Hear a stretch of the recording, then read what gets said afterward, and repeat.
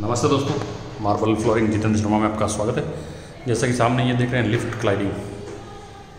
तो आज मैं बताऊंगा कि जब आपके मकान में ग्रेनाइट बच जाता है छोटे छोटे पीस, तो आप किस तरह से यूज़ कर सकते हैं।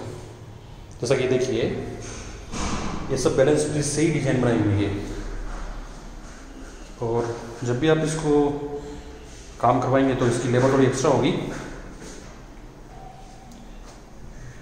इस तरीके से आप ये पीस जो दिख रहे हैं वो यूज़ कर सकते हैं।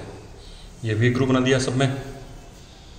आप जब भी काम कराएंगे तो इसका लेबर का एक्स्ट्रा चार्ज होगा, कि आप अपना कॉन्ट्रैक्टर से बात करके करवाएं, क्योंकि छोटे छोटे पीस यूज़ करने में लेबर ज़्यादा लगती है। तो आप कॉन्ट्रैक्टर से पहले बात कर लें, उसके हिसाब से ही काम करवाएं। इस तरह से आप वेस्ट पीस को यूज़ कर सकते हैं। और जो ये डोर फ्रेम देख रहे हैं वो ब्लू पल है।